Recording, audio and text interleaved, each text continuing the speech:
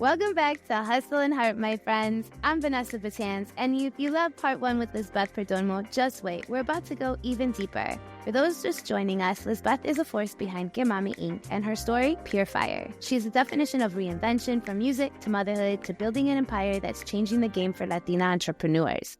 But today's conversation, it's raw, it's real, and it's exactly what you need to hear. We're talking about those moments that tested her marriage when she chose entrepreneurship, the late-night doubts she pushed through, and how she protected her peace while building her dreams. Plus, she dropped some serious wisdom about showing up as your authentic self in spaces that weren't typically built for women like us. Get ready for real talk about mental health, relationship challenges, and what it takes to build something meaningful without losing yourself in the process. Trust me, you're going to want to take some notes for this. So grab your cafecito or your little tea, and let's dive into part two with the lovely Lisbeth. Welcome, Lisbeth. Hello, how are you? We meet again, darling. We meet again. I'm happy to be back in a new year with you. Yes. Blessings on that. We are here, Yes. 2025. Can't believe it. Wild. We made it. You know what? Just to touch on that real quick, I don't know if you've seen how, like, a lot of posts, like musical posts on, like, Instagram and on TikTok, they're showing, like, songs that graduate, like, 30 years and 25 years, and it's our juke jams, and it's our, like... I cannot. I'm over it. I do not want this reminder, thanks. My kids don't even know what a CD looks like offside.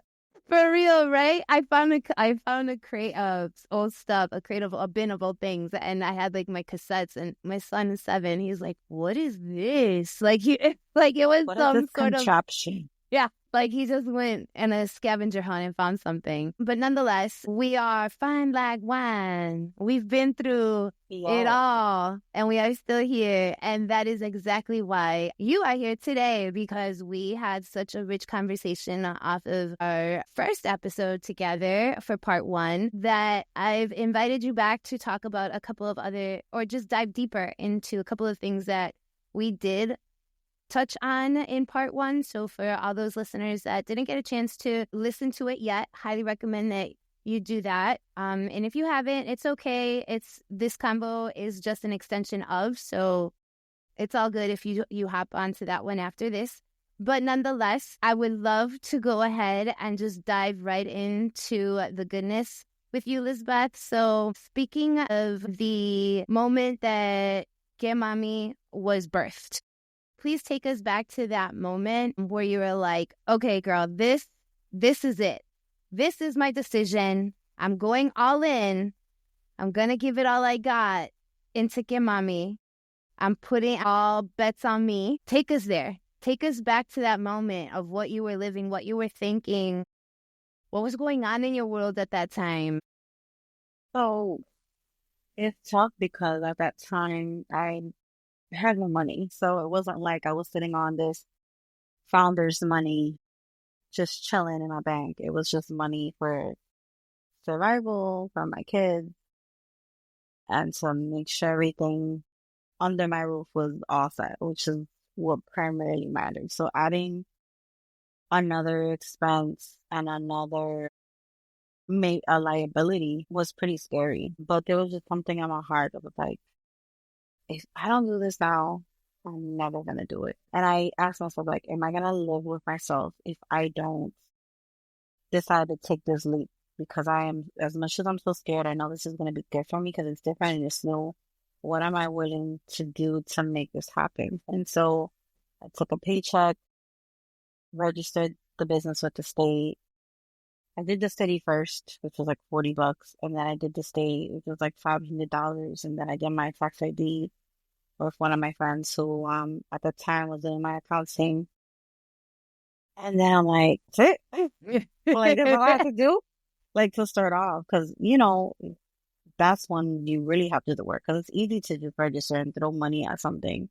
But the real work began when I was assembling a team and trying to get the right woman to fit the positions that needed to be filled. And it wasn't always, I think for me, like, having the right woman around me, not to tell me what I wanted to hear, but we're just in tune with different things. And I was more savvy, more intelligent, or an expert in certain things in their field that they can contribute to this and grow and build with me. And my whole idea was creating something, like I said in the last podcast, where if one woman, didn't feel like connected to the position that she was in with Kimami, because she evolved as a woman, she can create another position within Kimami that's still aligned with the brand, but she was still a part of it. And she didn't have to leave to go explore. But she's like, hey, I think Kimami needs this. Have you thought about that? Bam. All right, figure it out. The position's yours. You do it. I'll fill someone in your shoes. So I wanted my team's roles to evolve with them and them to feel safe and comfortable to go through that journey. But going back to the question, it was a scary moment because it was unlike anything that I've ever done. I was so scared to do something different than what I was comfortable in, which is the music and performing. I'm like, I'm not going to just stick to what's comfortable for me because it's digestible to other people and that's how people know me. I'd be starting a fresh slate with this. Nobody knows what I'm doing. Nobody gets it. Nobody understands. Am I okay with that? Am I okay being the rookie, the starter, I don't know it all. I need help because with music, that was like the back of my hand. I knew everything. Nobody could tell me anything. So coming from another world where everybody knows about marketing. Everybody knows about certain people, depending on the agency, knows PR. So when I'm ready to be dissected and ask questions and question my ability and my authority. So that was one of the things that was scary. Like, are people going to take me serious?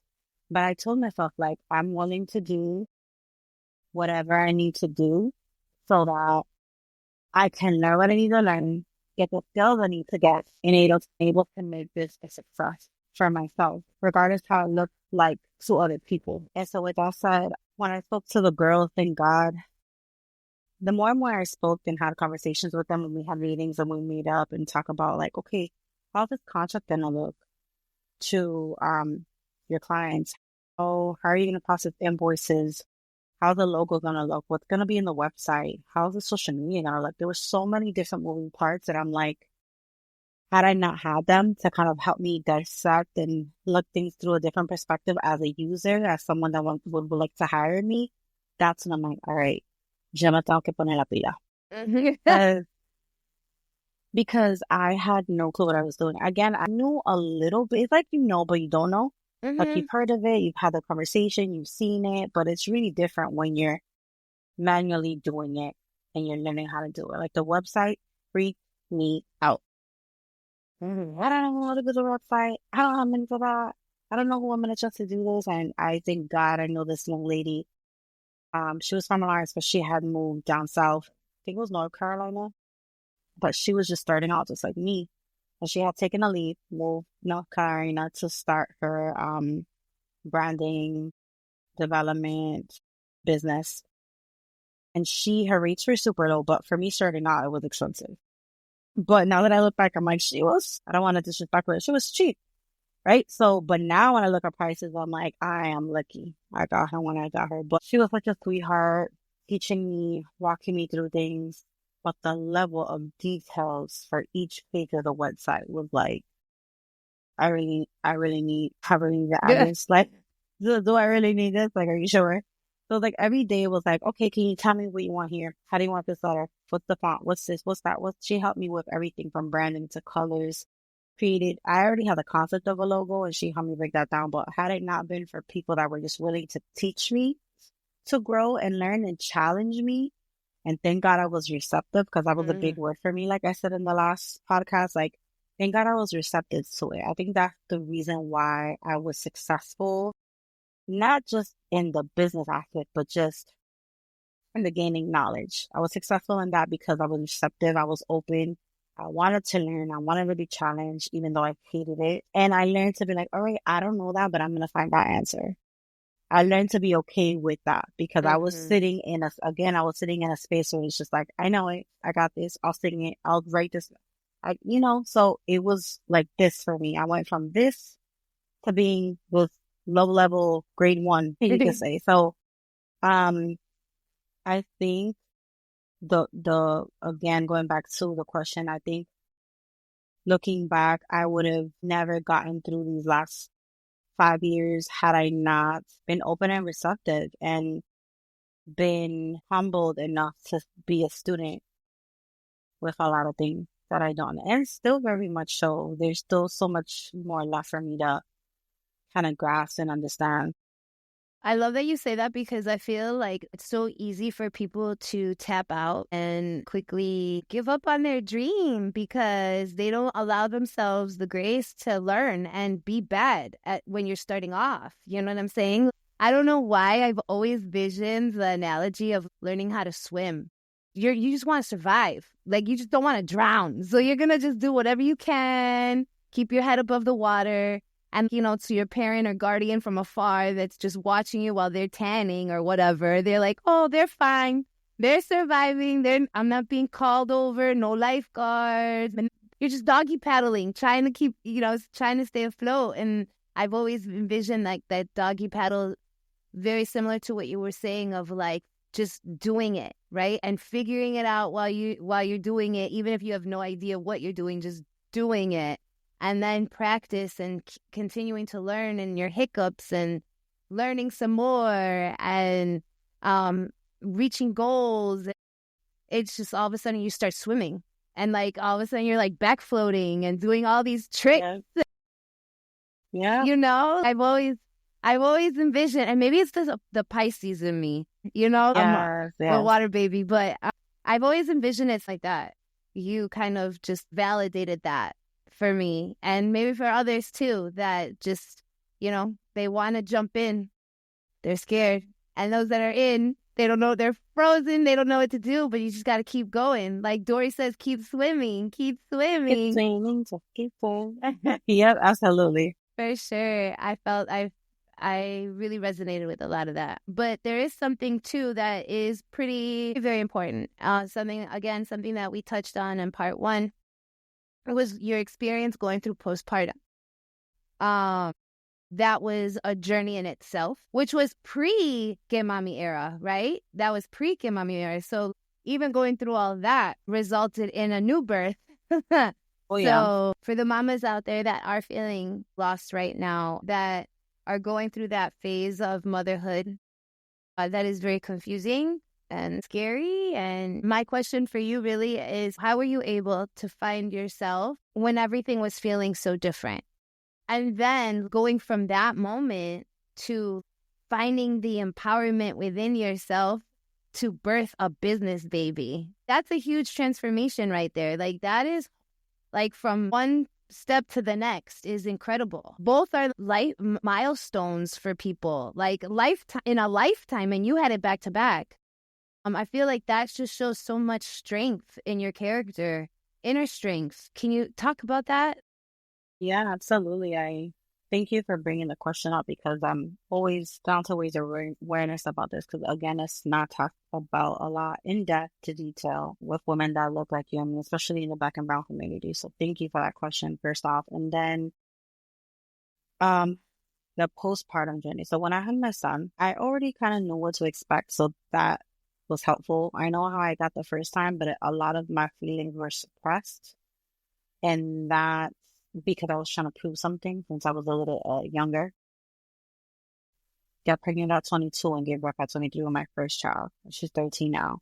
And then I'm like, all right, well, I know I had it, but it wasn't as strong because I was just on the mode of like robot and just making sure I didn't mess up with her.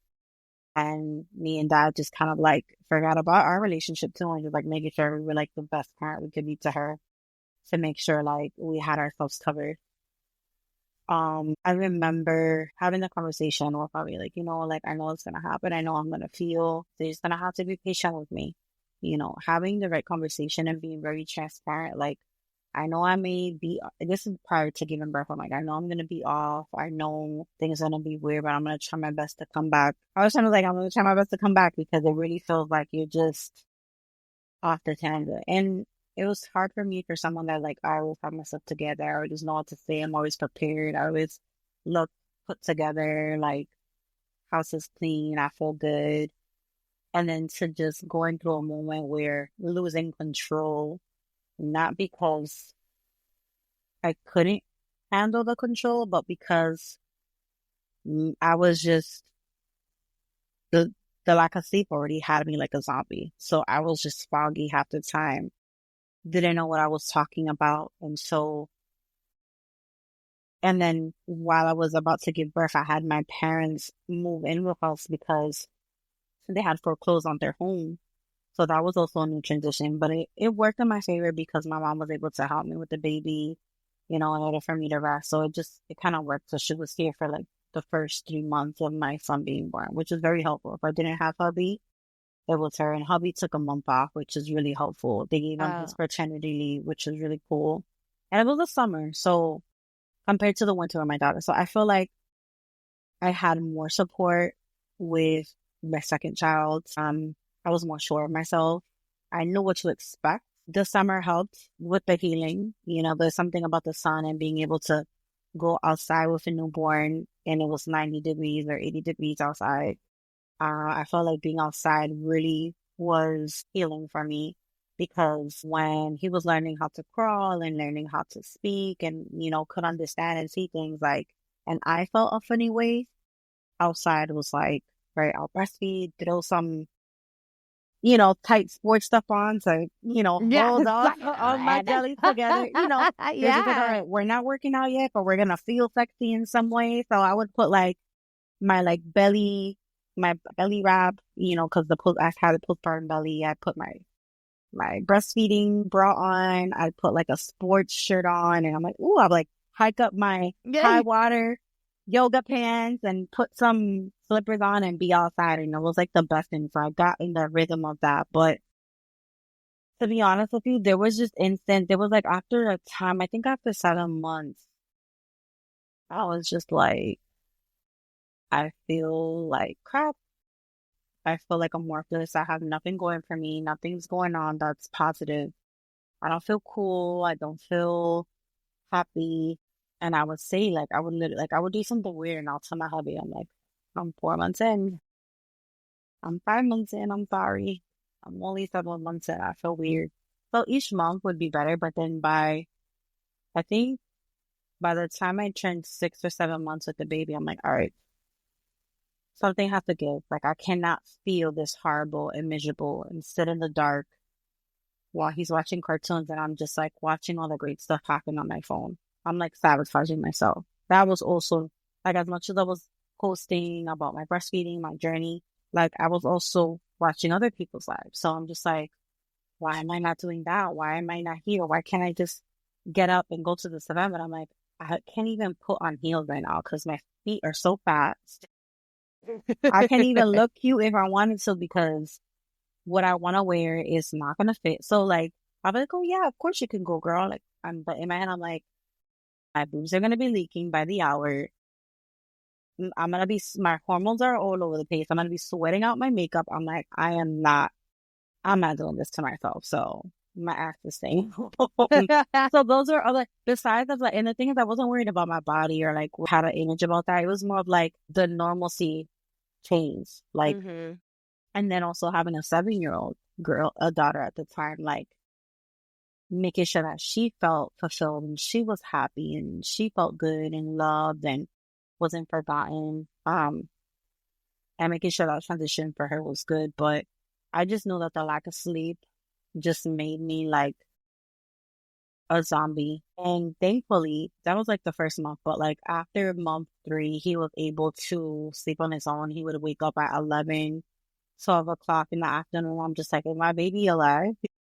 Because I would wake up before him, well rested, and I felt weird.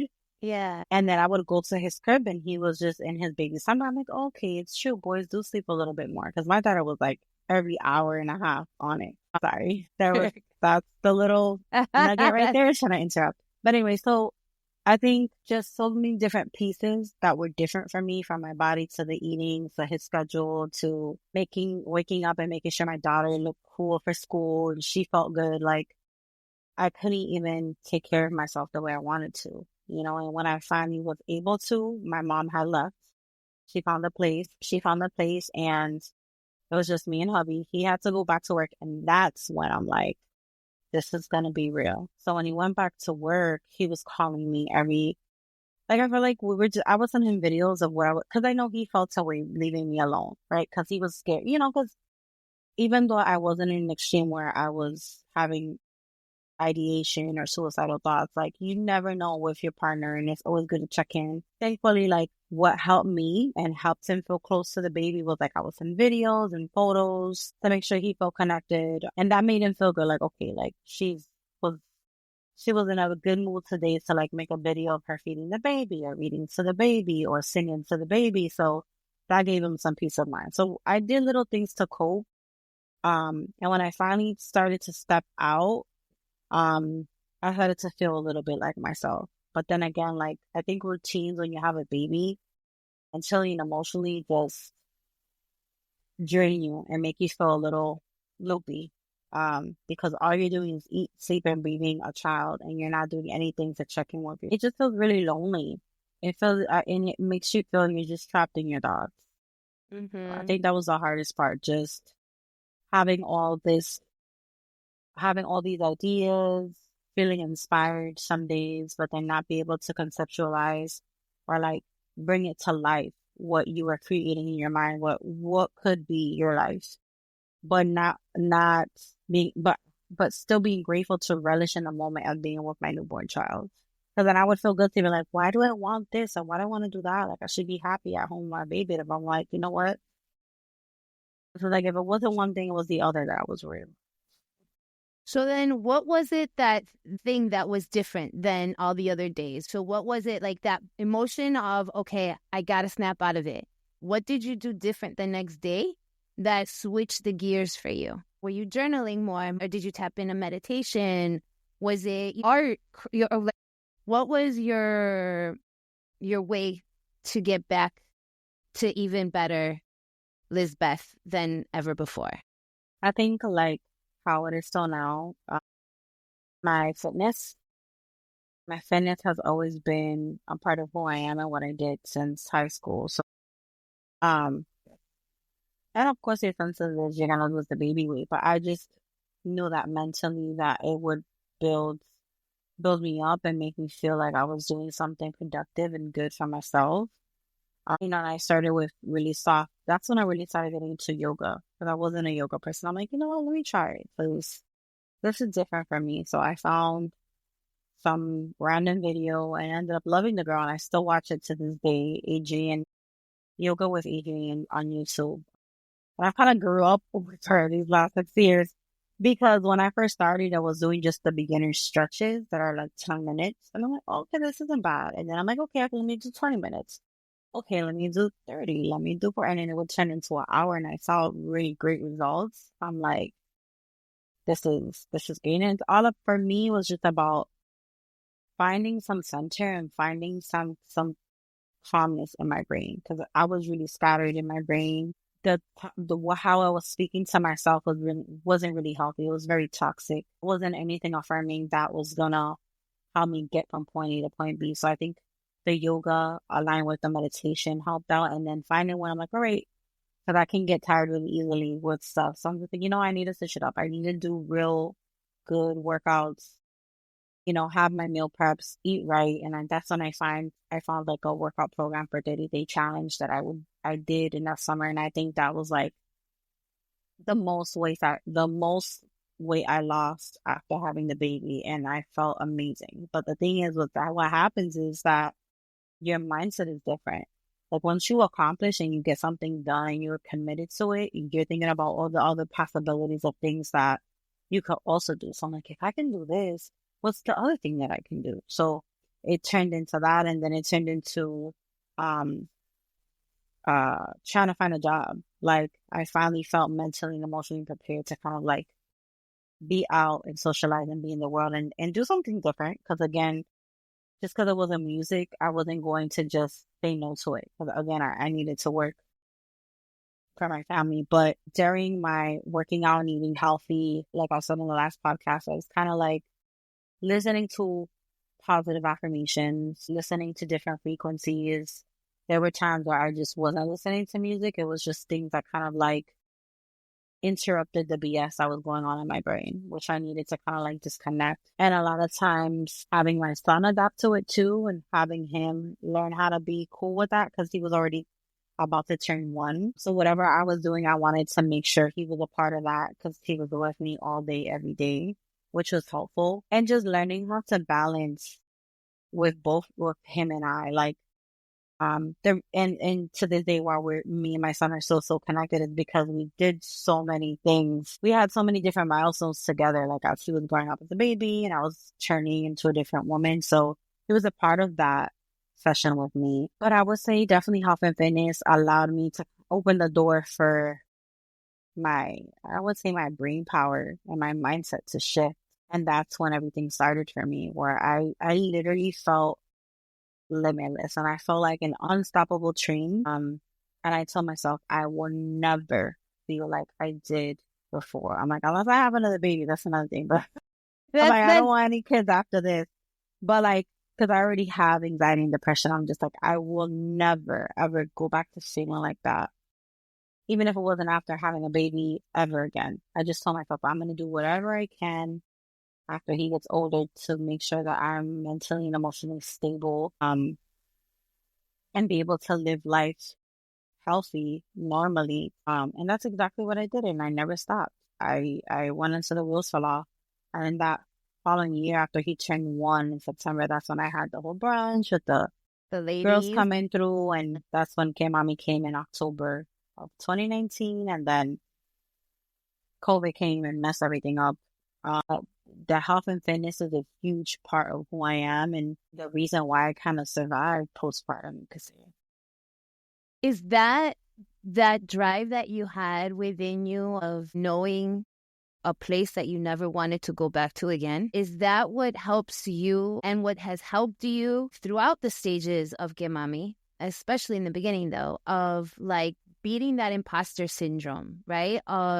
Where you overcame, your mindset was so strengthened that it didn't allow for negative self-talk. Because it sounds like, it sounds from your story, the depth of where you were was so strong that it kind of already shifted into, it created a new version of you. And so that gave you the power to, just the empowerment to go ahead and keep going further and breaking new boundaries, trying out new things, hence all of the innovative ideas that you created with Get Mommy and leading up to Get Mommy. But imposter syndrome that anybody can have at any point of the game of their career or their profession can always creep up. And I think it can creep up I know it can creep up for anybody at any stage, at any age, in any genre or industry. But it sounds like you went through it to the core. That kind of helped you not get fazed so much by other things that happen naturally, other thoughts that come in when you're talking about working on your own, being an independent contractor or self-employed or starting a business, putting yourself out there. There's just so many things that leave it vulnerable for, imposter syndrome to creep up. How did you cope with that? Because I shared, I have my idea of my view looking from my lens in on your story, but you being in it and coming from you, can you talk a little bit about that?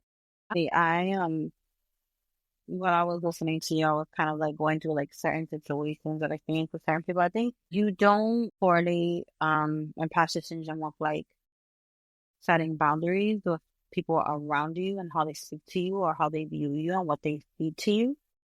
So I became hyper sensitive and what's the word? It's hyper vigilant of like what was being said around me, how I was spoken to, how people were direct their conversation. I started to pay attention and to listen more with who and what was around me, because I know once I did this work and the changes that I made individually, people can take it so many different ways. So I had to be very self-aware, and learn how to because I was very, quick to answer and snappy, and just if anybody was saying anything out. But now I was more listening and paying attention and listening to understand my environment. And it came with good and bad, whether it's on my side of the family, whether it was hubby's side of the family, whether it was the community, my workplace. I was making sure when it came to me, how I felt, how I was raising my child, my relationship to work to business. I just had boundaries. I, even though I may have felt a way about certain things about myself, I wasn't gonna let anyone project on me. That's That was hard. That's so yeah, easier said than done, though. yeah, because Hard. the thing is, I had no space and time to someone kind of pull me back or bring me back to who I was or what I used to be. Because a lot of it was also when I pivoted to doing Gemami was, what about singing? And what are you going to do with that? And what's going to happen now? And with this and with that? And it's just like, well, let that be. Let that go. Cause I'm here now. And you have to meet me where I'm at.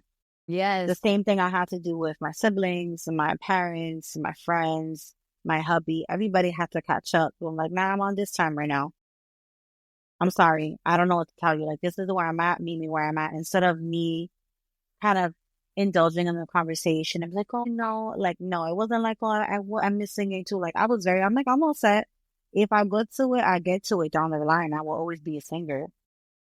Simple. If I want to sing, I'll sing. But right now, that's not my chapter. This is not that season for my life. But I was just very transparent and very honest with how I wanted people to address me. So then when I was in spaces where nobody knew me and it had to do with marketing or PR, whatever networking event I could show up and feel good and not second guess myself too, because I already implemented and stamped that seed where I was just like, no, this is me. This is what I do. Even though I'm still learning and I'm in that beginning phase, like, this is who I am. This is what I do. And that's it.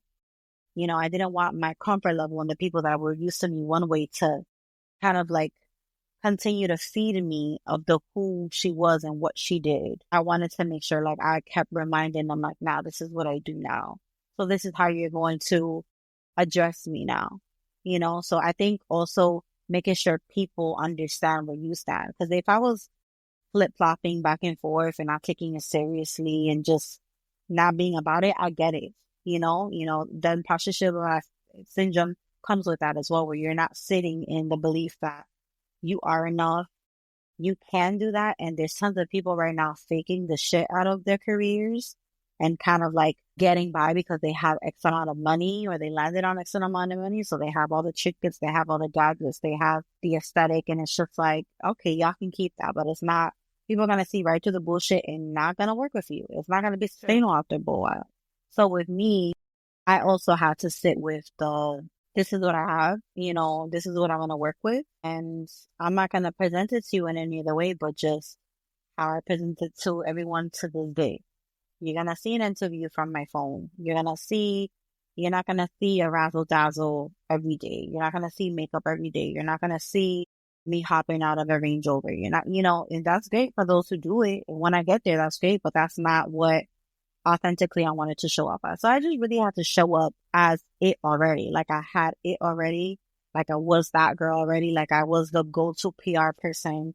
Like I am that girl in marketing you need to talk to. Like I am that girl that you need to talk to and have a podcast with. I had to show up with her even though I was learning how to be her. Because then I wasn't going to get the respect I deserved from my peers, from my family and friends, and whoever was in a common contact with me. So that's the only way I was able to combat that. Even still to this day, like there's times where I'm like definitely afraid of like presenting myself to a certain demographic or a certain community. And then when they talk to me, they're like, I need to talk to you more, or I need to be in your realm more. I want to be in your essence, right? And there's times where I'm like, how the fuck did I pull this off? Not because I'm faking it, and I could be tired, right? And I could be like, I might was saying and have gone through hell before a meeting or a podcast, but I stay at what I learned through having my son and going through the postpartum and going through imposter syndrome was that like I can no longer be ashamed of speaking my truth. I can't let anyone make me feel a way about speaking my truth. Once I understood that and I knew that, so many beautiful things happened to me in so many different aspects of my life, not only money-wise and business-wise. I'm talking about mentally, emotionally. That was another thing with my depression. Even before postpartum, during postpartum, and after postpartum, I still had depression looming. So one of the things that helped me was just like speaking my truth and just being honest and open to myself, my partner, to my children, to my friends. I noticed that when I became vulnerable with the friendships I already had, that also blossomed in a different way that was beautiful. They were able to give that back to me. It happened with my siblings, with my friends, my coworkers, my boss. Everyone around me in my relationship changed because I did the work to make sure whoever was in my realm, in my environment, met me there. Because again, a relationship is a two-way street. Like if I want this from this person, I need to give too. If I need this from my partner, I need to do this. If I need this from my mother, my sister, my bestie, from my client, I need to do this. And I have seen so much success in that. And it became hip and a trend now to like share your story. Your brand is your story. And I'm not saying it to knock anything or anyone, but it's just comical to me because I'm like, I had to fight for this. And I'm like here crying tears. I'm like going through real shit, looking crazy during postpartum, and then learning the hard way of like, sharing my story was just like really telling my hubby how I felt the day after he came back. And let's say my son didn't take a nap and I'm just like wired in my eyes. I'm like crying. I look crazy. My boobs are leaky. I haven't eaten. I smell like milk and sweat. Like everything was wild. And I would tell him like, yeah, this happened, that happened, this happened. And before, 22-year-old me, we're like, no, everything. He would come home to a clean house, meat was seasoned to cook, and my hair was done, and I finished working out or prematurely working out when the doctor didn't give me the okay to work out because I was dying to get back. Right. So like Committed. no, but this was in my 20s, so it wasn't even like a healthy thing. So just to show you like the mentality and where my mindset was. So once I just opened the door to just transparency and honesty and just really telling people what's up, that's when everything just became an elevator for me and became greater for me. I can co-sign that because I didn't get to that point in life and that realization until later in life. But nonetheless, I did get to that point, and I agree. It's way more easier to navigate my own emotions and then all the craziness that just comes with the roles that, for example, I'm talking about myself. So like my roles, right? As a mom, as an entrepreneur, a small business owner, as a partner, there's a lot. But I also think too, to add to what you've just shared, and something that I've learned along the way is just acknowledging and being completely, and not just saying it to fake the funk, wholeheartedly, sincerely, genuinely, be okay with who you are and like accept like who you're not. And that's fine. You know what I'm saying? Because there's a lot of times where, I feel like that's where imposter syndrome creeps in, where people are not being who they are. So like to your point, they don't believe in themselves. And then also they're not being who they are. So they're constantly double checking themselves. You brought up your hubby and how supportive he was when you were going with postpartum, and how he was there for you from the jump, always. But then there was a rocky point, right? There was a challenging time where your marriage was tested, and it's difficult. And I'm also saying it like coming from first person. Like it is hard when you're battling like the passion you have within the fire that you can't explain, but you got to get it done. You got to do this thing, right? Like it's so hard to like package it in a way for anybody and everybody to understand, right? Yeah. And then also have that real hard part of the road in partnership when you are seeing differently, or like you guys can't see completely each other's visions for A or B reason. I grew up where everyone played the white picket fence, like everything was perfect at home. I've seen that side of the story, but that's sometimes, and if anything, a lot of the times not the case, because real life comes with like real bills and real issues and insecurities. Can you talk a little bit about what happened in your case and how you guys were able to push through and come out on the other side way better than when it started? Relationships are never meant to be easy. No. Every day is a whole new page. Throw out what you had the night before. Every day is a new page. And then again, he met me when I was like 17, going on 18. He was 19, going on 20. Babies. Yeah, basically. So the challenges were mostly maturity, communication, accountability. Because you can only imagine when you're in your like 3 years into a relationship, bam, and I get pregnant with my first kid. So we're just like, what do we do? Right? But I think there was just this, I think that's when I kind of knew like what I was getting myself into when you're going to have a child with someone and how so many people around you change. But one thing that was constant for both of us was like, we always knew what we wanted. We always knew that we weren't in it to just be in and out. Like, all right, I'm with you today and tomorrow I'm playing games. Like, we always knew that on and off shit we did not want to do. We always knew that we're super passionate and loyal. So we were very stuck on like making sure we never betrayed each other. Like, even as young as we were just very laser focused on you're mine, I'm yours, like non-negotiable, like nobody comes between that. And then because we were young, like some people didn't get that. Like some people, because you're in your 20s, like, oh, you don't take anything serious, you're having fun, blah, blah, blah. But it's like, it wasn't like that for us.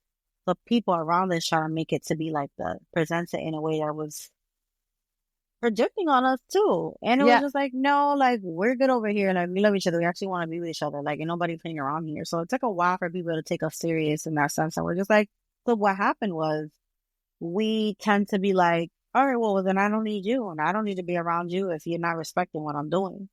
Right. So like I was making choices like as if like we were like married already. Like, oh no, like I'm going to be home chilling with hubby, or we're going to be watching a movie. And I'm like, I can't go chill with you, so I'm going to be here.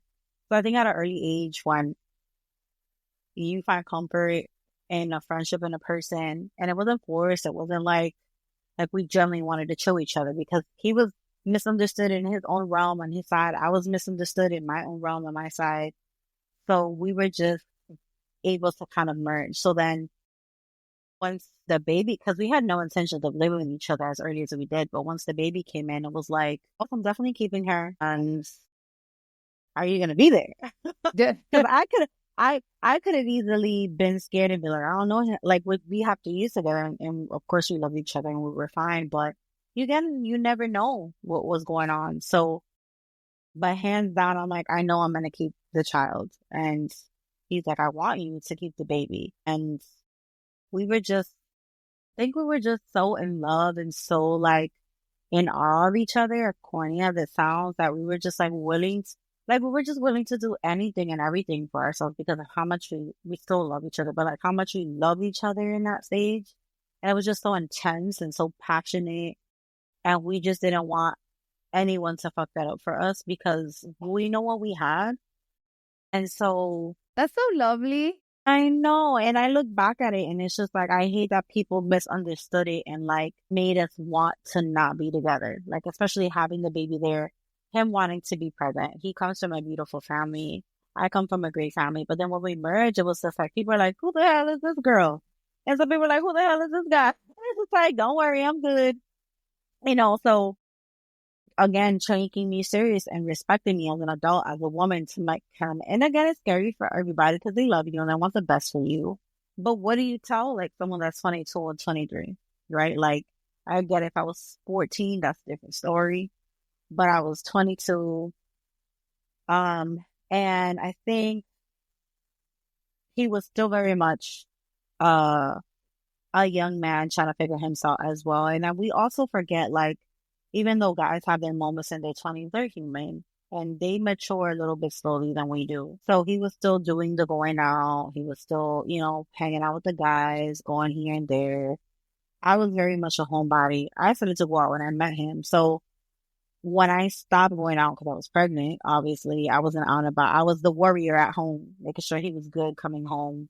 Because I knew it was there was always a story at the end of the day of like how his night went. Some drama, some fight, some something, and I'm just like, how am I going to get this man to just chill?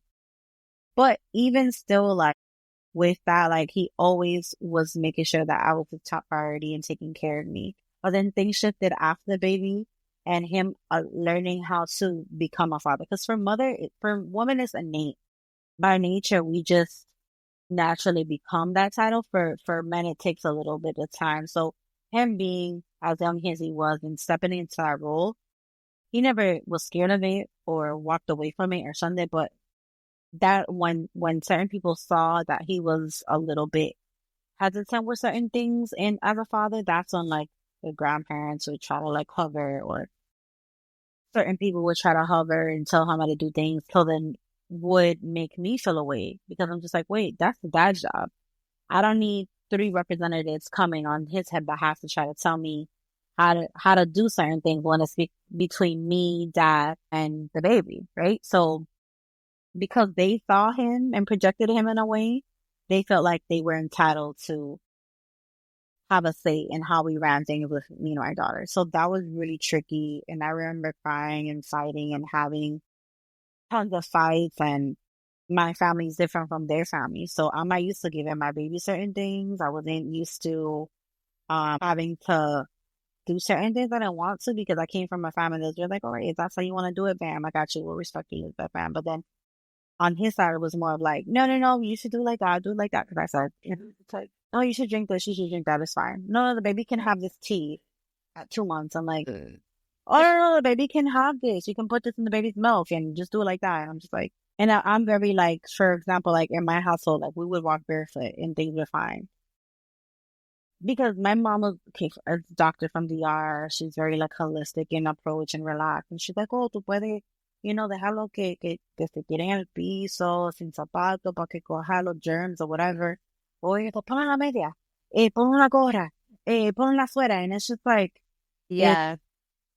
75 in the house, he's gonna be okay. And he's a boy. So even if I wanted to put these things on him, he's taking off the socks. He's like putting things in his mouth. Like, you know how kids are. Yeah. So I was doing what helped me. So me not listening to him, like, oh no, I got it, would be disrespectful for them.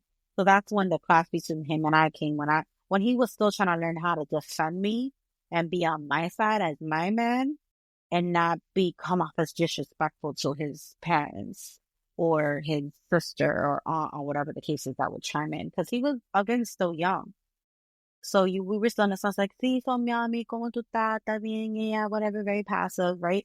And at this point, it's like, now we have a whole family. Like, nobody should be interjecting in that. So he was still also trying to learn, like, to be a leader in our family from being, like, their first boy and the one that, like, follows and obeys and takes care and handles things when dad is not around.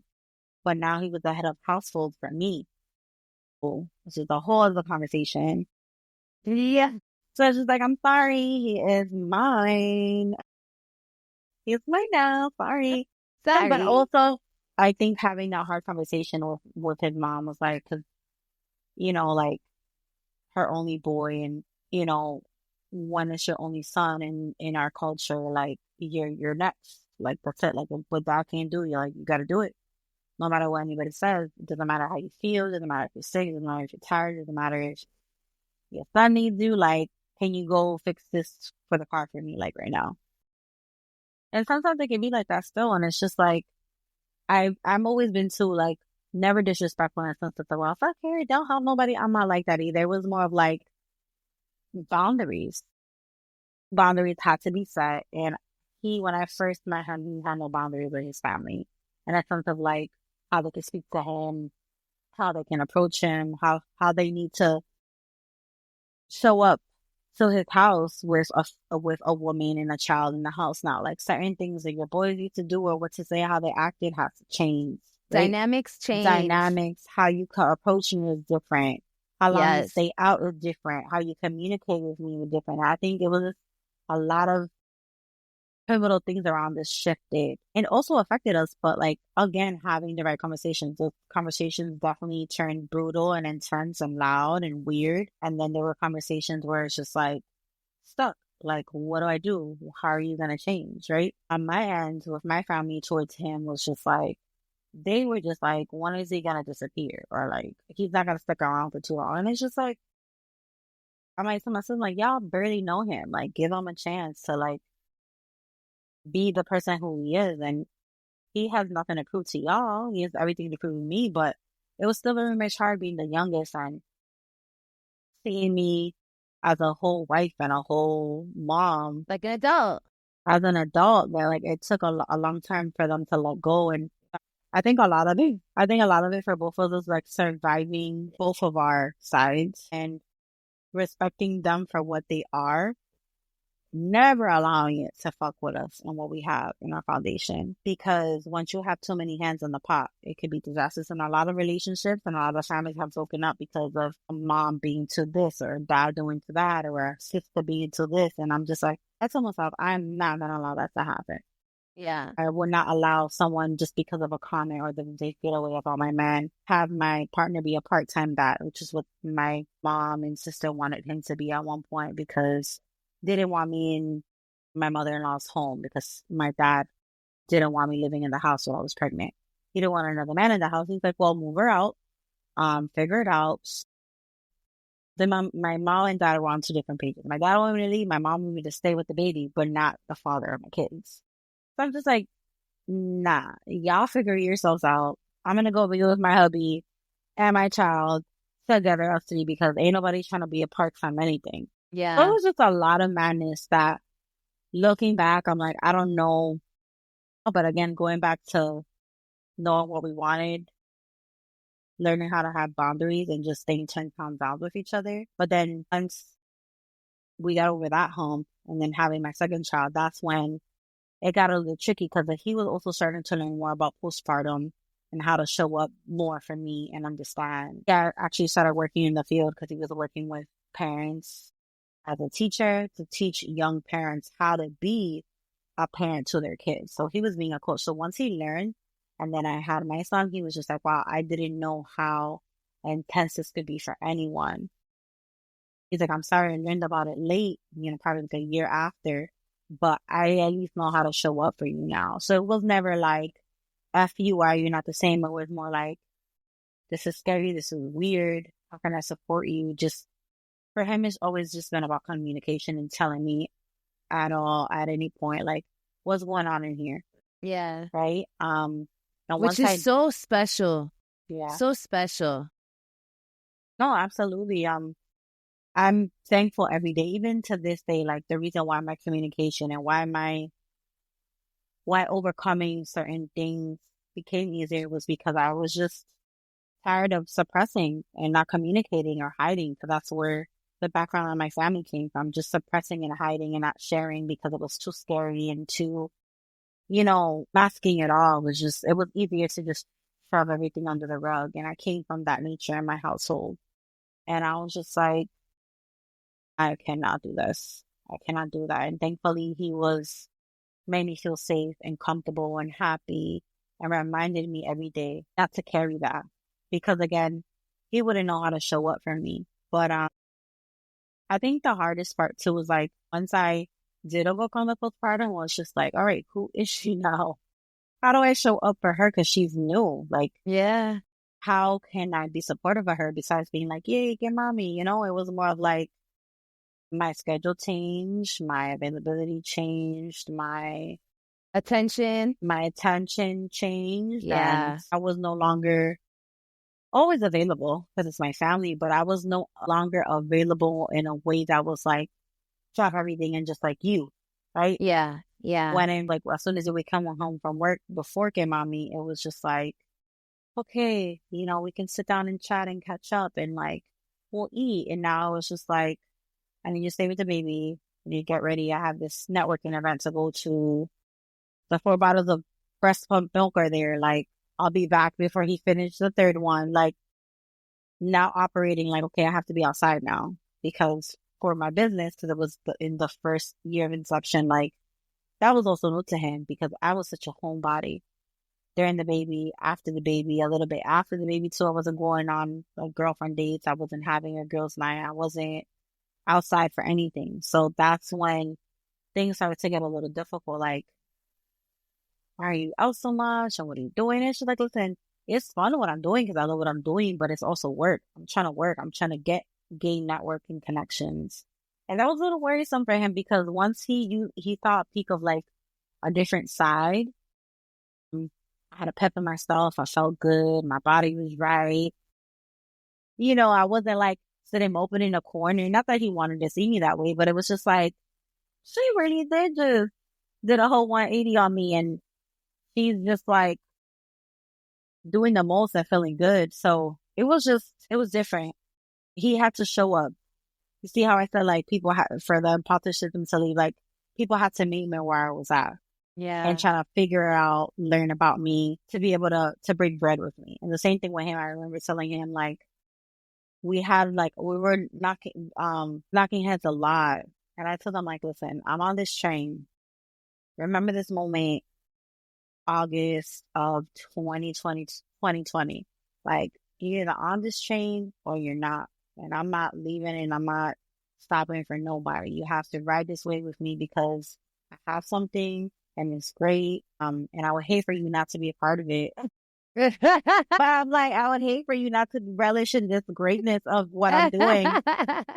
So like, we got to figure it out. And that was the time also he was transitioning with what he wanted to do. We were stuck to financially. We were stuck with what he wanted to do with his career position, which I was also being mindful of. But I was on the time of like, oh, you want to do this? Like, after this is how you started. Oh, you want to buy this property? Okay, bam, this is how we do it.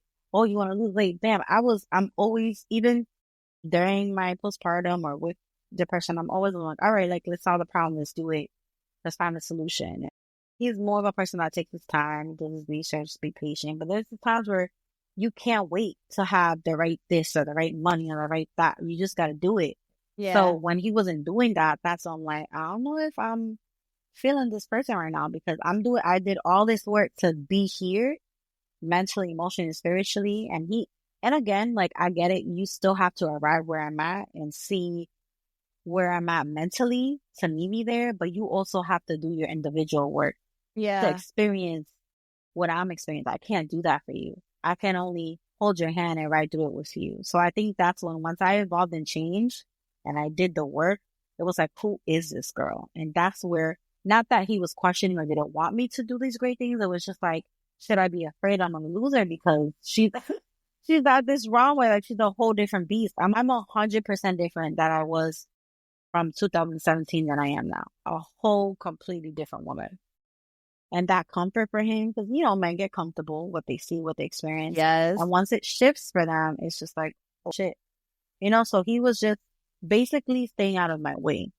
But then there was a moment where he had to arrive to make a decision for the family financially to set us up for where we are today, which is buying a 4-family home, his first investment property, to kind of like get his feet wet in the real estate game. And so when that happened, we just turned into a whole different animal together. Like, all the other bullshit stuff that we were worrying about and talking about and stressed about. And on my end, like, I'm like, oh shit, well, like, he's doing this now. Like, I have to arrive where he's at because he's on a different time when it comes to, setting us up financially. And I had to really learn about what he was doing because I still wasn't sure about it because I was very much get mommy out of its funk. It was already, that was in 2006. So I was already trying to get mommy out of its funk. So he was already going into his second or third year owning the property. So once he was kind of getting comfortable with that, I had to learn so I could prepare to do it on my own to buy the property and kind of do those things together. So like, whenever I was having my season of probably loneliness with mommy, he was at his height. When I was at my high with mommy, he had his own season. So it's always a juggling act. But I will always say the main thing that has kind of powered us through has been communication. We don't always agree all the time, but we have really great conversations still. And the beautiful thing about it is kind of like being able to not hold back and be transparent so that we can really hear how hear each other and how I suck at something that I need to really get on for us to get to the next level. Because, you know, we're not always perfect. Because if you leave me drilled with mommy for a month and not do anything else, I'm pretty sure something great will come out of it. But what good would that do of not investing in my health, not investing in my partner, not being the mom that I am to my kids, not being able to show up for the people that I love? Like, that's not fun to me either, just diving into mommy and say fuck everything else. I think the beauty of all this that we're experiencing is that we're experiencing different levels of success individually. You know, my daughter's about to go to high school. My son is, you know, getting older. His vocabulary is changing. He's maturing in a different way. We're trying to expand on that brilliance that he has. So everybody has their own little worlds and different things, but I think before was just a mindfulness, respect, and just checking in, right? That we all need each other. And right now, day 3 of the kids back to school after break, like, has been the biggest test. Like, I had an argument prior to this podcast. I'm not even joking. We were just like, I'm about to, he know about the podcast. I'm like, and I also have, like, I'm part of a board of a nonprofit. I have something I ate with them. It's going to be an hour or so. And he's like, we haven't connected. We haven't spoken. We haven't spent time together. Blah, blah, blah. I'm like, in my head, I'm like, dude, it's day 3 of kids back to school. I'm drained. I'm tired. I started in a workout challenge. I'm trying to eat healthy, trying to get this done and be fully here. He hasn't done his homework yet. My daughter has to be picked up at 8. I was trying to do dinner before I got there. I was closing the oven. When you saw me walk up the time, I was closing the oven. So it's just like, spare me the drama, spare me the because he's going through something right now with his job. So I'm just like, everybody has so much things we have to worry about. Like, you need to just chill. Like, before, old me would be like sitting in the corner. I would have rescheduled with you and just cried and like just not done any work. No, I'm serious. I would have just like sat in a corner and cried and been like, I can't do this. And that was how I solved most of the problems. Again, there's nothing wrong with stopping if you feel like shit. But I've come to a place where, like, with my depression and my anxiety, and a crazy schedule of learning how to just flutter. Yes. Like, obstacle. Okay, what are we doing? How do we solve the problem? Okay, back. Obstacle, flutter, next, move to the next. Like, had I not cooked prior to, like, let's say having the podcast, I would have been like not fully present because the way my brain works, I'm like, after this, I have to like cook and then I have to work out and then I can't even like be present for her during this meeting. So I didn't do the mistake. Like, I got 40 minutes. I'm gonna cook this meal. I can pop in the oven. When it's done, I'll just take it out of the oven and I can just fully, you know what I mean? Like, tengo que maquinar una manera diferente. Totally. Finding pockets of ways that I can facilitate my life for my kid and my partner, even though we still want to strangle each other. And that's how it is, though. That's how it is, right? That's how it is. And at the end of the day, no one is perfect, but it sounds like you guys are perfect for each other. Like a yin yang. And I think that's beautiful. I think that's absolutely beautiful. So thank you for being so transparent and open. Thank you for having me. I love it. I love talking to you, Lisbeth. Like, it feels like we've been like mad cool and friends for like the longest. And I was just like catching up with you.